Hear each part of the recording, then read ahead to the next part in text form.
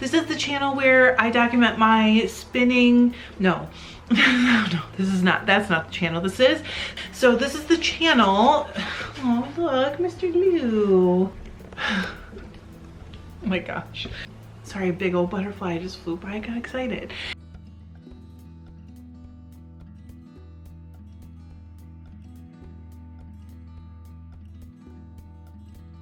Hi, welcome to FiberLoveDiary. I'm Trish if we haven't met, and if we have met, welcome back.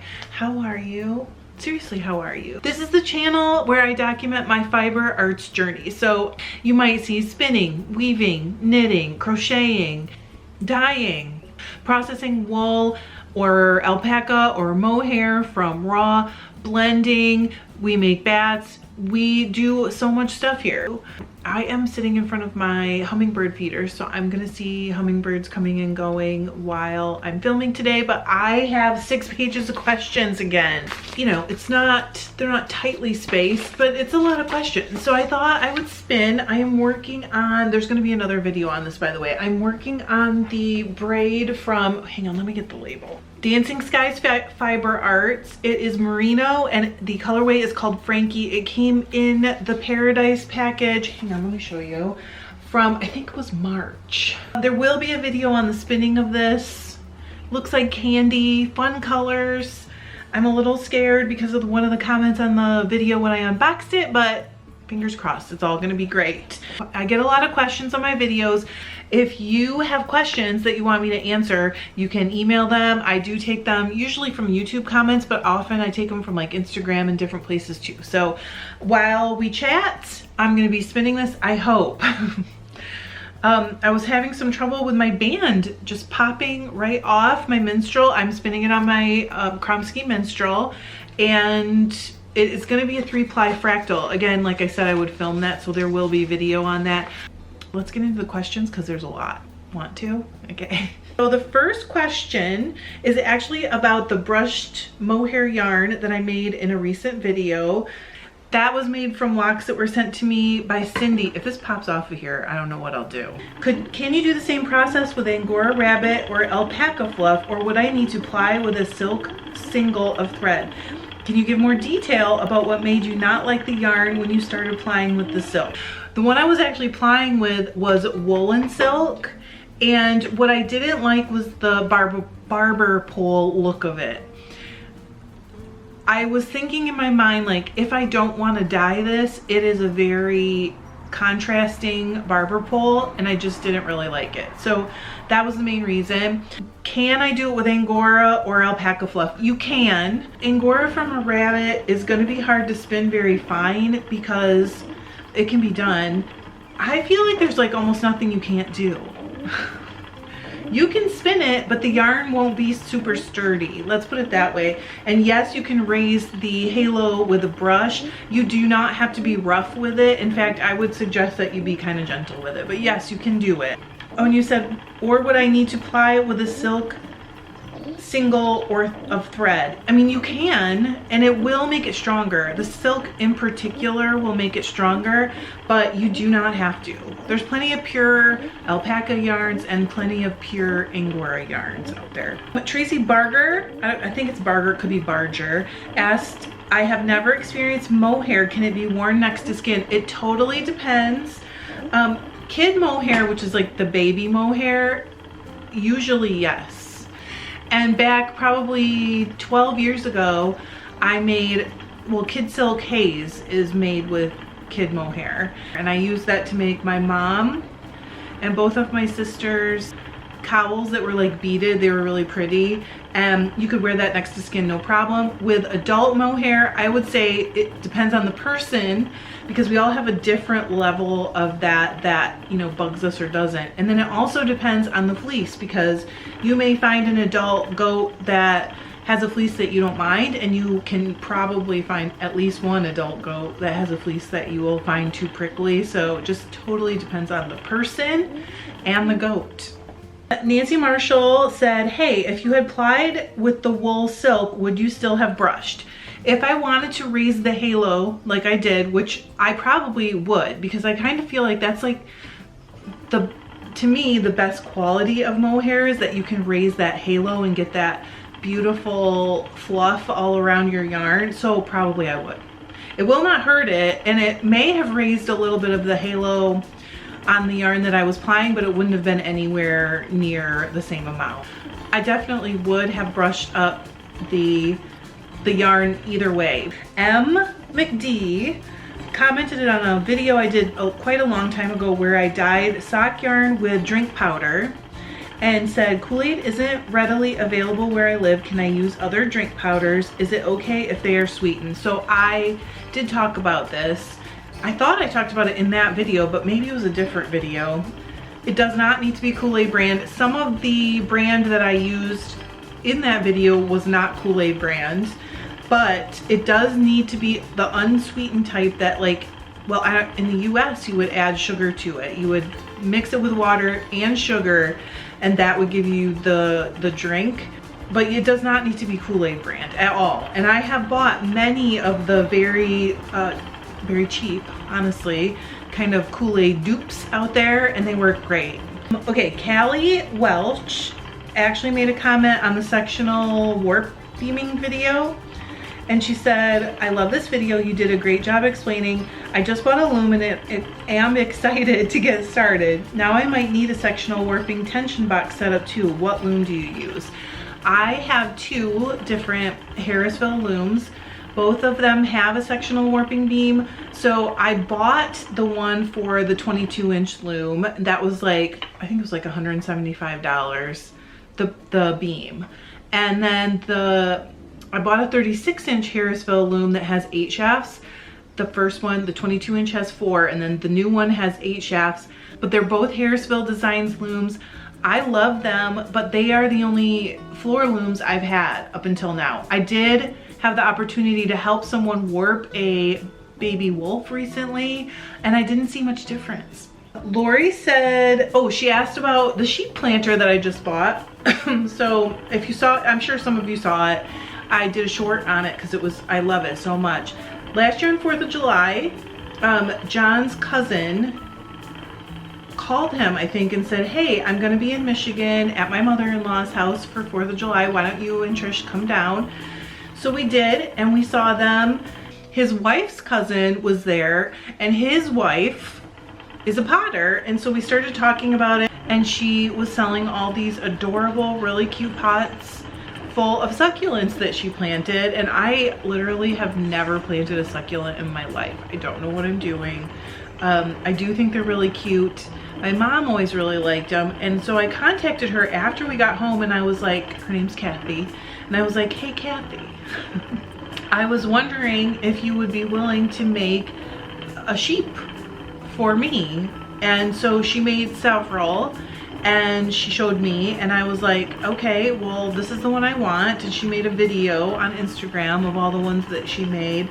I mean, it took a while. She had other things going on. She kept emailing me every once in a while and saying, like, I'm sorry I haven't gotten to it. Around Christmas she did, around the holidays, and I was like, you know, take your time. It isn't like I'm sitting around here like I need the sheep pot, you know. I don't. So she got them done, and I ordered one, and it was like, I think $10 more to have her planted with succulents. She mailed it to me, shipped it with no problems. I'll put the link to her Instagram below. Lori's question was, did it come with? I paid a little bit extra to have them, but she would have shipped it without, and then you could just plant it with whatever you want. Or, you know, it'd be good for knitting needles, it'd be good for crochet hooks, it would have been good for a lot of other things too. Catherine Smith asked about a recent video. I said something about the fact that the knitting machine tools, because I used to recondition them, I only reconditioned Brother machines, although I have some experience with Knit King, the older Knit King ones. And I still have an incredible sweater machine. I do use them only for making blanks when I want to weave. When I want to dye blanks, I use knitting machines to knit blanks. I think I still have a Ribber, or maybe I have a Brother 940, which is an electronic machine for those who don't know. But I used to be super into them. Like, I had these machines called garter carriages, and you can set them up to knit without you even being there. and purl, and you can put like patterns in and things like that if you want to knit ribbing, and then they'll just go back and forth across your knitting machine and you can leave. So I used to be super into it. Other than that, I don't really use them anymore, and it isn't because I don't like them or anything. I think of it like it's a totally different craft. I have actually, she said it would be neat to see videos if you do. So I have actually filmed ages ago. I don't think I ever posted it though. Making the blank with, I don't know which machine I used. I probably used the Incredible Sweater machine, but I'm not sure. I did film the whole process, but I don't remember if I ever posted it because it was really hard to film or something. I don't make videos with them. I am so out of practice. I would have to start kind of all over again if I was gonna do it.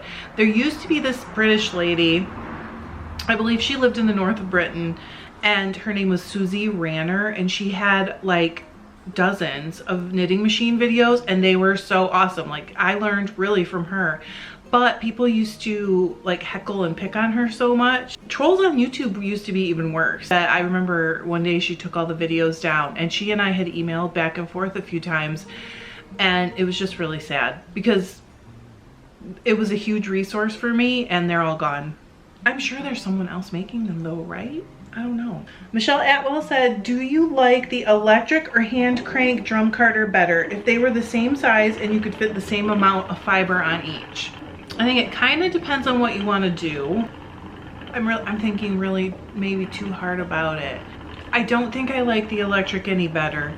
I'm thinking about it really hard, and I think the only benefit for me is that you can have both your hands to get fiber ready at any given point in time, but there are also some things about the electric ones that make them harder to use, and also it's like more things to go wrong, more things to break down. Not saying they break down all the time or whatever, but you can see that I had problems with my brother when it first got here. I'm trying to think, do I actually like the hand crank better?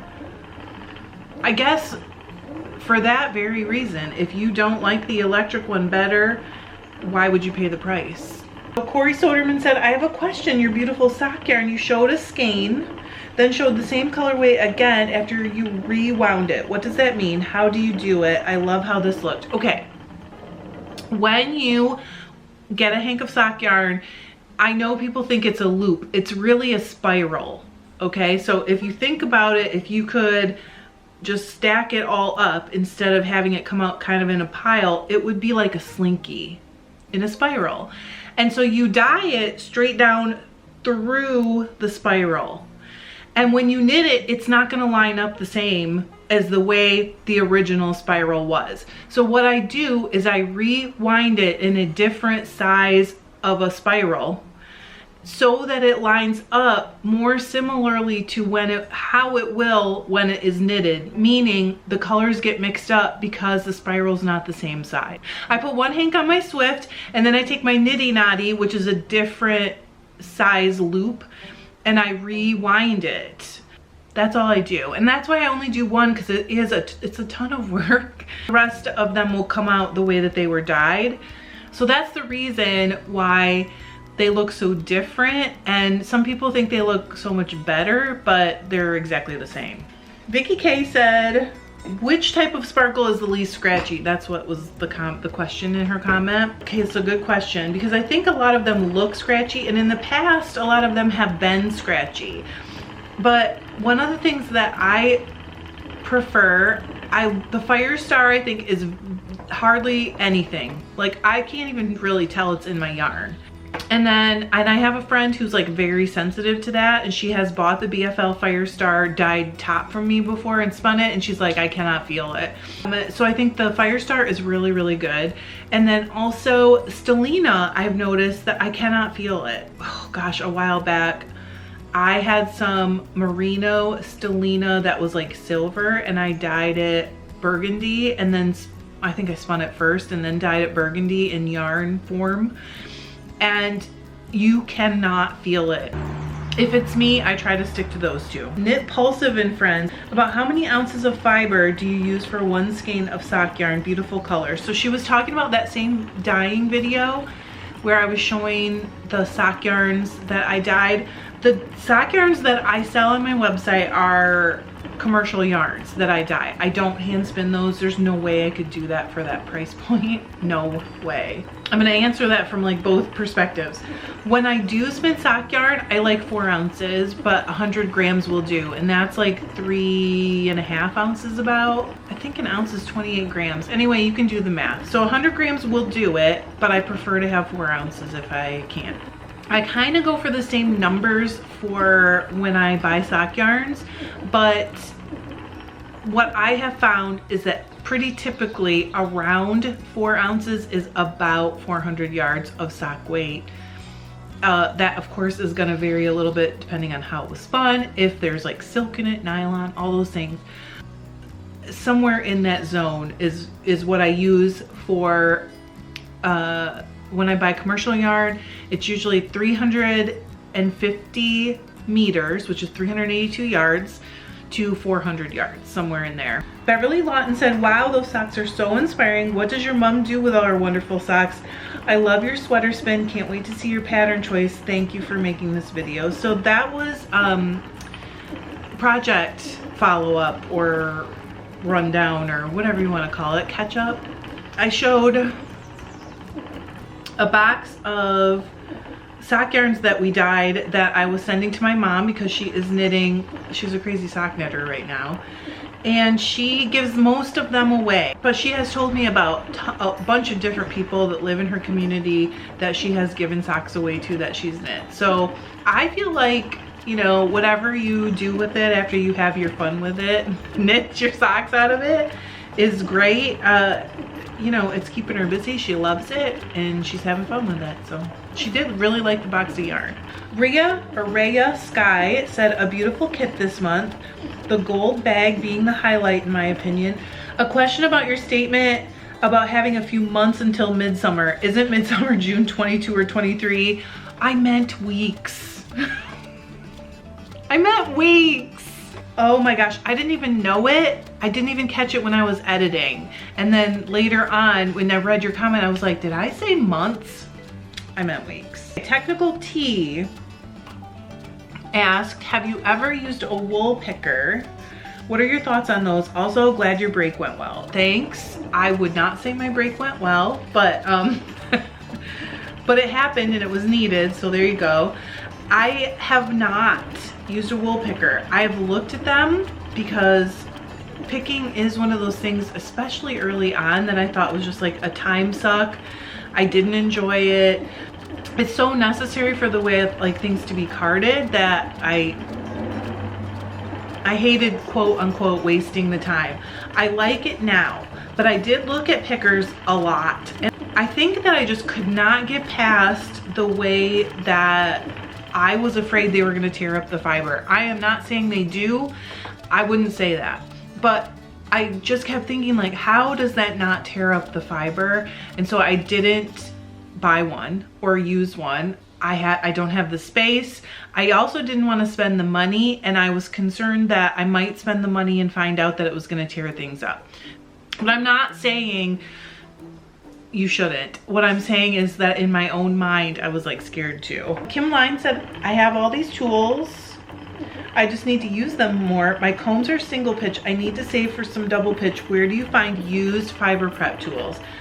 There are a bunch of Facebook groups that are really good for this. I'm gonna go ahead and link a couple of them in the discussion or the description box so you can see.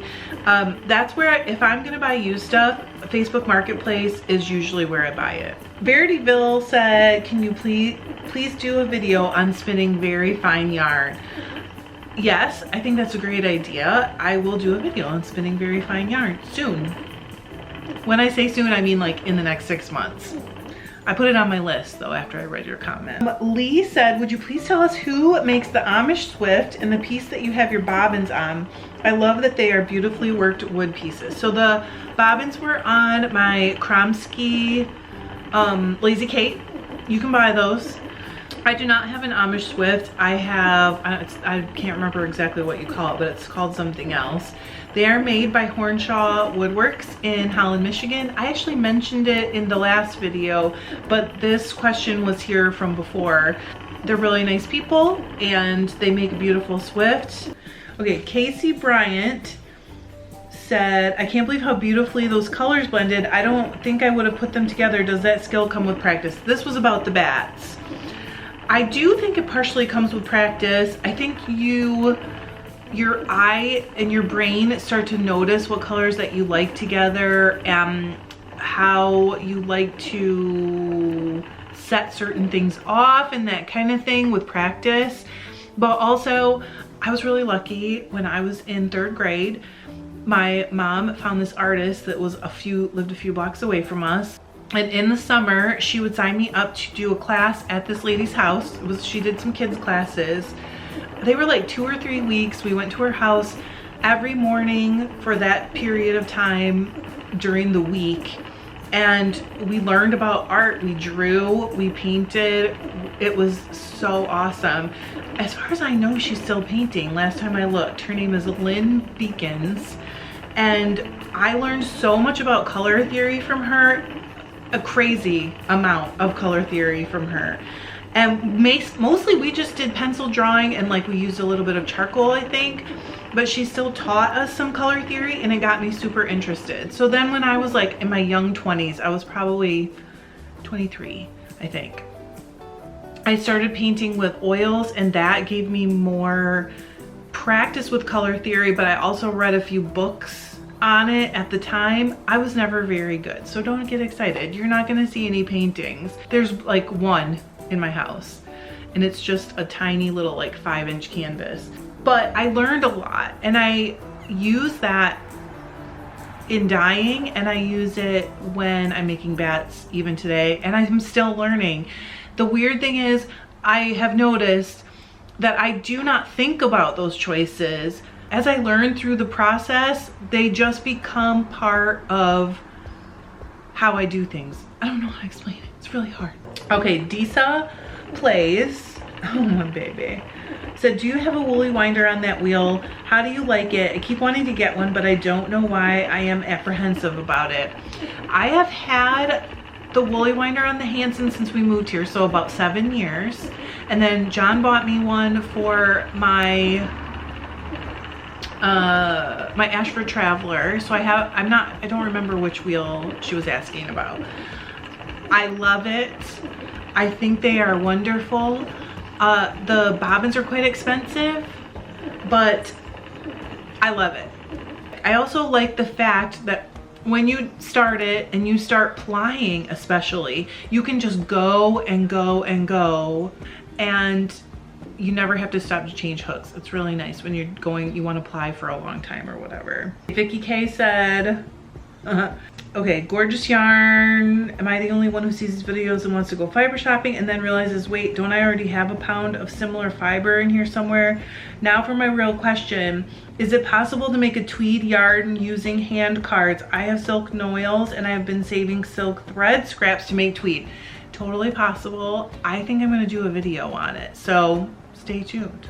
Sarah Greaves said, I love this. I don't have a loom, but going to try something. This was about the rug. What did you cut up, clothes or sheets? So I cut up some jeans that I had cut up for another rug that was made of denim. And then I also cut up some sheets. My son moved and didn't need his, not twin, double size sheets anymore. So, and I knew that the color would be perfect. So I cut up some old sheets. There, you can use clothes. You can use any old recycled anything that you want. I think that's, for me, one of the coolest things about it is that you can recycle just stuff you find at a thrift store or old stuff that you have and make a rug out of it. Amy Miller asked, if you do a 3-ply fractal, would you split it 3 ways lengthwise? The answer to this will be in the fractal video, but yes, I did split it 3 ways lengthwise, and then I split one of those 3 into 2, and I split one of those 3s into 3. So I'll have one single that just is a third of it going end to end, one single that is a third of it going end to end twice, so the colors will change more quickly, and then one where they'll go end to end thrice, so the colors will change even more quickly, and that is what makes it a fractal. Lorraine said, oh, Trish, I love your doll and the clothes you made. I love my doll too. I know I'm weird, but I don't care. Do you have your original dress you made when you were 5? I have a bunch of vintage fabric and maybe I'll have a close match I can send to you. Okay, first of all, we made 2 dresses and one of them matched a dress that I had. It was leftover fabric from a dress that my mom made me. So that's really cute. But the one that I remember the most and that I want back was pink Swiss dot, and it was like the real kind of old Swiss dot where the background was a pink fabric and then there was tiny white, almost like felt dots on it. I haven't been able to find it. All the Swiss dot that I can find is just printed on.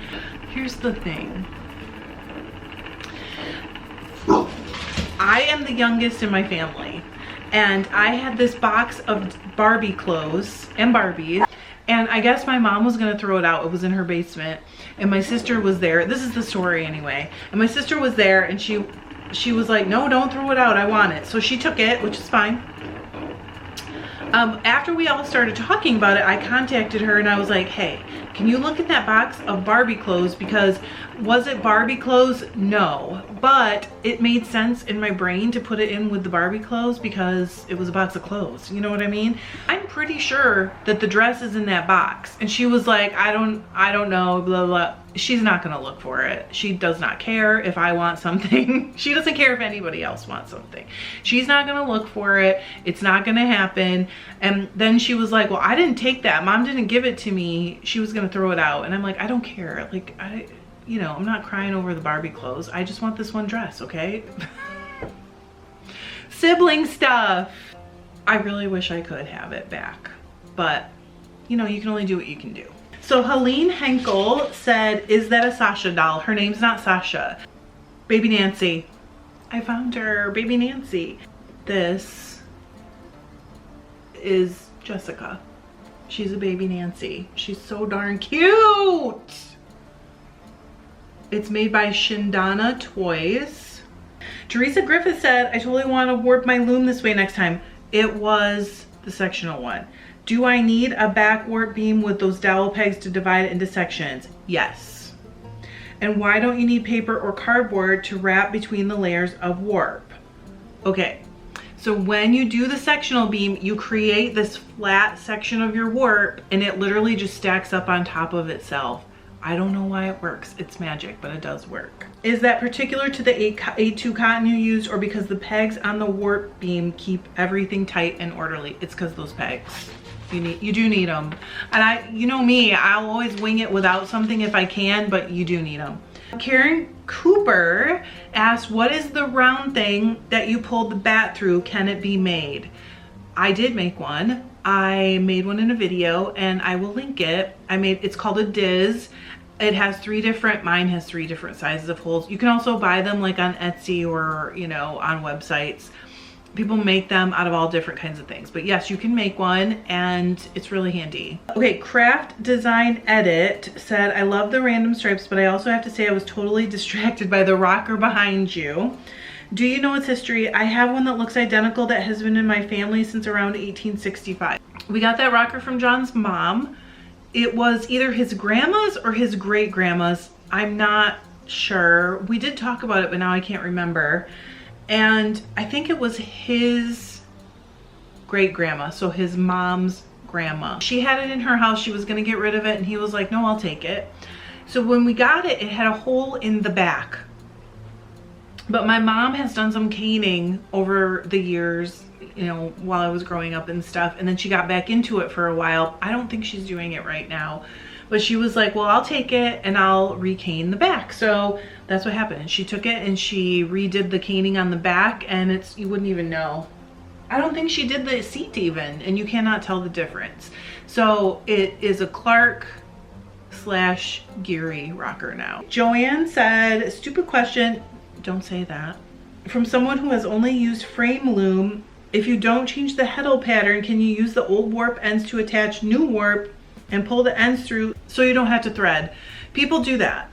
But yes, there are tons of people who pull warp through. I feel like the knotting of all those strands kind of makes me feel like I didn't gain anything by it, if that makes sense. But I guess maybe I'm not thinking it through, because people do it. Rachel said, what is good to use for the core of a yarn like this? Can you use a high twist single as long as the twist is opposite the direction you are spinning the yarn? Do you have a high twist single? I mean, you can pretty much use anything you want. I might be overthinking this. Now let me think. If you were going to use a high twist single, I would be a little afraid. It would have to be pretty high twist, as I think I would be a little bit scared that it might pull apart if I was taking too much twist out, because a single is never going to be as strong as applied yarn. I'm not sure it makes sense to risk it. I'm just still thinking it over. I don't think I would. I guess you could try it. If you try it, let us know how it goes. Danielle is talking about the art yarn that I did with the locks in it. She said, that's making me want to pull out some dyed locks that have been languishing in my stash. I'd love to see that in a scarf. Curious about what type of warp you'd use for that. I'm also curious. I've been thinking about it. I have some black weaving yarn that I might use for a warp, but I want it to be a little bit further apart as warps go, because I want to be able to really see the weft. And if you spread your warp out further apart, it just like makes sense that you'd see more in between the strings. What I've been thinking of is just using a plain black like fingering weight yarn for a warp and doing it on the rigid heddle loom. So that's kind of where my brain keeps landing when I think it over. I don't want to take anything away from this yarn that already has so much going on. Okay, Robin said, any suggestions on a new spinner spinning the locks? I don't have a blending board. I had to order these after seeing you unbox it. You could like hold it together with the top as you spin it. And if you want to just spin locks, you can do that too. You can just like spin them one after another, separate them a little. I think I would. They'll just be bulky if you don't, which is totally fine. There's just so much you can do with them. I mean, if you want to spin them with the black, it would not be hard to just kind of throw one in once in a while as you spin. If you want to, I mean, probably I would separate them so you get more different sections to throw in, but you could easily just stick one in when you want it to go in there. Oh, maybe we need a video on that too. Venus said, would it work to ply the two together? It would be super bulky. Just wondering what kinds of things can you weave with that core spun yarn? Sorry for all the questions. You don't have to say sorry. You can ply them together. I have done it before. It would be like crazy super bulky. It would be very, very bulky, but you can totally do it. What kinds of things can you weave with that core spun yarn? I have woven scarves with it. It's not stiff, because I think it looks like it might be stiff. You can make anything you could make with a yarn that is like a little bit more fragile, because it's not a tough yarn. Leslie asked, she said, I want to learn how to spin. Do you have any suggestions on a great beginner's how-to book? I don't have a great beginner's how-to. I taught myself, unfortunately, from YouTube exclusively. I didn't read any books until I started to process fleece many years ago. When I was learning to spin, I was part of an audio podcast I left while my sister was sick, because I couldn't handle that on top of family and going back and forth and all that stuff. Gosh, as far as I know, the other person, it was like a co-host situation, is still running it. I actually don't know. During that time, one of our subscribers sent me I think it was called the fleece study, and this lady used to put them together. You got a binder, you got like 75 different types of fleece, and you got all these info sheets, and you could keep track. You washed them, they were raw. But that was when I started to read books about breeds, spinning, fleeces, all that stuff. And so that's when I got the one by Beth Smith. I think it's the Beginner's Guide to Fleece. I'll link whatever it is. And then I also got the one I used in the breed study. Now later, and what I would tell you is probably my favorite book for spinning, period. I don't think it's really for beginners, but early on I would get Yarn to Texture, I can't say it, by Jillian Merino. It is so good, and it will teach you so much about the different techniques that you can use with color, with how the yarns are going to come out. It will teach you a ton. So I think that's my favorite book for spinning. Unless you're going to go into the breeds and start processing your own wool, then I think those other two are super awesome. So it's the Fleece and Fiber source book, and then the other one by Beth Smith, the Spinner's Book of Fleece. That's the other one that I think is really, really good. Evelyn asked, did you pick a theme for your color palette, or is it random? Definitely feeling a vacation vibe. So that was for the box of yarn that was going to my mom. I did not have a particular vibe in mind, but I do tend to go on color jags. So I get a little bit wrapped up in a certain color, and I'll dye a lot of it in different forms with a lot of different colors. I'll use it a lot. And a lot of times when I get a new color, I'll use it a lot of different ways so that I can try it out with a lot of other colors. Kim is asking, how much silk did you use for all the bats? That was when I added the sari silk to the fin for a future sweater. I don't exactly know because I didn't weigh it. I'm guessing it was like 3 to 4 ounces, just for anybody else that might want to do that. I still have probably like 20 different colors of sari silk in the house. I used to have it in my shop. It didn't really sell that great, so I'm just sort of like using up what's left. Maybe I should do a clearance on that and just get it sold. Craft Design Edit said, thanks for letting me hang. Oh, she also asked, where do you get your sari silk?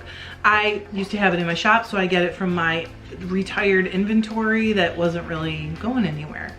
Rachel said, do you store your fleeces dirty, or do you scour them as soon as you get them and then store them? So I quarantine them until I can scour them, and then I store them in my fleece closet, which I'm sure that you've seen, Rachel. But they do not go with the clean ones or anywhere near my yarn. They're actually kept completely separate until they're washed. Becky Shook said, so if you spin the broken locks part, does it weaken the yarn, or does what's around them fortify it? So she's talking about, I had spun a fleece that had some tips that were weak, and it wasn't a lot. It was just a little here and there were breaking off. While I was picking it, I was finding them. I personally, okay, let me say this. If you leave those in, it will not make your yarn weaker. But when they go through a carder, they tend to roll into like little balls kind of, and make neps in your yarn or your spinning wool that you're gonna spin. That's why I like to remove them. It's gonna create some texture if you leave those little things that are gonna break off. They're no different from a shortcut. They're gonna roll into like little balls and make texture. So it's not a bad thing, it's just you need to know. Jellyfish said, have you ever seen a display for Rolex? These things and bats are so pretty. I wonder about storing them as art. I have not seen them, but I still in my kitchen have this huge glass vase, and I mean it is 2.5 feet tall at least, in the middle of my island, and I used to keep it full of Rolex, but I started to worry that if I kept them too long, they'd get dusty on the top. Or, you know, in your kitchen when you're cooking, and we cook a lot, you can get grease like going into smoke or whatever, steam, whatever, and then redepositing on things. So I started to worry about that, and I spun all the Rolex. But I did use them as art for a while, and I did buy something so that I can do that. You guys will see it coming up in the future. Lori said, Trish, do you know how many pairs of jeans you use for the weft? Did you cut them the length of the leg to get rid of the thick side seam or spiral up the leg? I think I showed this when I made the small rug when I was cutting the jeans up originally, and I believe I cut up 3 pairs. So what I basically did was cut across underneath the pockets, straight across the jeans, and then I actually did cut the seams out and ripped like that big long piece of fabric that goes from just beneath the pocket to the foot, to the ankle. And some of those strips would have been, because you know your jeans are tapered down usually, they're tapered somehow usually. Some of them did come out like to a point, but I just wove with them. I didn't worry about that. It was like 3 or 4 pairs of jeans originally, and they made the little tiny rug in the camper, and then they also were the ones that I use for this, and there are still some denim strips in my big bag of strips. Carol Byrne said, love this, and John is just amazing. It was a dying video. Quick question, where do you get your pants from? I buy them on Amazon. I will link them below. It is an affiliate link. I always have to tell you guys and feel like I should tell you guys that, but that's where I get them. They're stainless steel, like catering pans. I didn't buy all the pans I have because I probably have a dozen pans at least. I bought them like 2 at a time as I could afford them, and they were much cheaper when I started buying them. Everything's gotten more expensive. If you're gonna buy your pans, I have some that are 4, I think, inches deep, and then I have 6 of them that are 6 inches deep. The 6-inch deep ones obviously are more expensive because it's more material to make those pans, but you can do a lot more with them. You can like do immersion dyeing where you really fill them with water, and maybe you dye them, immerse them in a color, but then also pour other colors on top. You can fit more in a pan if you do that type of dyeing, or you can still lay them out flat in the bottom like I sometimes do. So I just think you can do more with those pans. They're heavy when they're full of water though, so be very careful. Kim P sent me an email recently, and I wanted to include it because I appreciate it so much. So she wrote me a little bit about what's kind of going on, and then also she said, how can I support your channel? Like, what's the best way? I don't really know the answer to that because everything that you guys do to support my channel is valuable to me. Some of you guys are members of the channel. That helps me continue to go on. Some of you buy things from the shop. Please don't buy things if you don't love them from my shop, but my shop is quite full right now, and next week I plan to dye another probably like 60 braids. There's a lot of yarn if you're a weaver but not a spinner. The shop is probably what is like the biggest amount of money that supports the channel every month. Every time you watch the videos though, like YouTube pays me a little bit also for the ad revenue. So anytime you watch through with commercials and stuff, a little bit comes back to me from that. Because the shop is the biggest piece of supporting the channel right now, and also because I can't continue to dye things if I can't get them out of here, because there's no way I could keep it all. Some of you guys have been talking about me to people at festivals, which is so cool. So those are the main ways. The Amazon links always help, the Paradise always helps, but I never want to pressure people to buy things that maybe they didn't want just to support my channel, or buy things they can't afford, or give financial support if they can. All that stuff is important. All that support means a lot to me. I appreciate it so much though, Kim, thank you. And tell Jay I said hi. I mean, I'm so excited to hear that he is still making bats. It's just so wonderful. Caitlin said, love the rug. How wide were the fabric strips? You tore them, not cut. And how bad does the torn edge fray in the wash? The fabric strips are 1 to 1.5 inches wide. I don't measure, I don't worry about it. I do tear them because that's gonna make it go straight. It will go straight down the grain of the fabric. How bad does the torn edge fray in the wash? It will not fray in the wash because the warp will keep it from moving around and being able to unravel, but before you weave with it, it will fray some. So you end up pulling off, fraying, unraveling whatever strands while you're weaving or while you're sewing together and winding onto your shuttle. But once you have it woven, it won't fray anymore. It's magic. It's so cool. Danielle said, okay, also this is about the rug. She said, great project, I'm new to weaving. When you talk about hand hemming this project, possibly, what do you mean? Just doing a hem stitch across while the project is on the loom or something entirely different? I wove what I would call a salvage end.